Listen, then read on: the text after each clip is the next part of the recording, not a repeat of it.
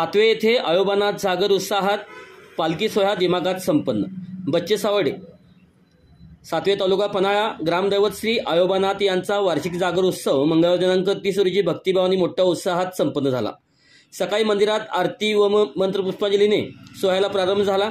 त्यानंतर निघालेल्या पालखी सोहळ्यात ढोल ताशांचा गजर, धनगरी ढोल पथकाचा जल्लोष आणि गुलाल खोबऱ्याच्या उधळणीत गावभर भक्तिमय वातावरण दणाणून गेले। पालखी महादेव मंदिर, मारुती मंदिर, विजय मंदिर, कळकोबा, टाकुबा, भैरवनाथ मंदिर आदी ठिकाणी भेट देत पुन्हा महादेव मंदिरात परतली। या सोहळ्यासाठी मुंबई, पुणे, कोल्हापूर, सातारा तसेच परिसरातील दुधोंडी, कोडोली, आरळे, आमतेवाडी, बच्चे सावडे, मांगले, वायकेवाडी आदी गावातून हजारो भाविकांनी हजेरी लावली। यात्रेनिमित्त गावात विविध मिठाई, खेळणी व खाद्यपदार्थांच्या स्टॉलवर मोठी गर्दी उसळली होती।